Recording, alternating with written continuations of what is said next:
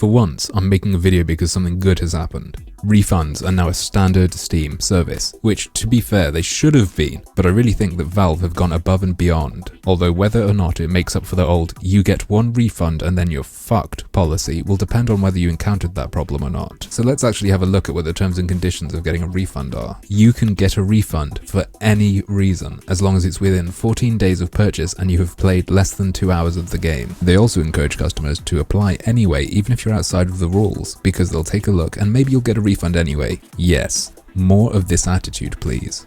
After you buy DLC, if you play the game for less than 2 hours after that point, so you could have played the game for any amount of time, you get the DLC. If you played it for less than 2 hours after getting the DLC and it's not something that you use up, you can get a refund on it. And apparently they say they will clearly mark any DLC that cannot be refunded. On top of that, in-game purchases in Valve games can be refunded within 48 hours, so I guess that means things like Team Fortress 2 keys maybe, and as long as you haven't used them you can refund them. For third-party developers, Valve says it's down to them to choose. You can refund pre-purchased games anytime before they come out, and then the 14-day 2-hour playtime timer starts when they're released. That means if you pre-purchase a game and then there's some news that tells you it's going to be shit, you can just get a refund and not get the game. Steam Wallet refunds of stuff bought through Steam, cool, the whole 14-day thing again. Bundles can be refunded as a whole, but the timing for a single game applies to them, so if you've played a total of 2 hours across any of the games, you can't refund it. And Steam will tell you during checkout if the bundle is refundable. They've written that they can't refund anything bought outside of Steam, but I think that's just stating the obvious for completeness sake. VAC bans lose you the ability to refund a game, which makes sense because they don't want you buying an online multiplayer game, cheating and then going, oh well, I got caught, but I can get a refund anyway. I'm pretty confident that there are also very rarely false positives, though I'm sure it will be clear if that ever becomes a problem. Movies cannot be refunded. I would have liked to have seen if you pay for it and then don't watch it within 14 days you can get a refund, though I'm not sure how movies work because I've never bought one.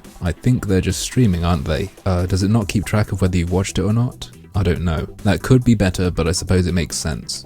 Gifts cannot be refunded after the recipient redeems them, which makes sense, but I think it would be absolutely hilarious to pull someone's game out from under them. Maybe that's just me. You can also lose your ability to refund games if you abuse the system. Like if you buy short games, beat them and refund them, I suppose is what they're referring to. What I love, absolutely love, 10 out of 10, best terms and conditions all years, is that they specify buying a game just before it goes on sale, and getting screwed out of a good price, and refunding it, then rebuying it at sale price, does not count as abuse. And that means you've got 14 days, so if you buy a game and then a week later it's on sale and you haven't really played it, you can get it at sale price. And lastly, they just tell you where to go to get a refund, help.steampowered.com. My #1 gaming distributor is still goodoldgames.com just because it's DRM free, but what I found to be the biggest kick in the dick for Steam is now gone.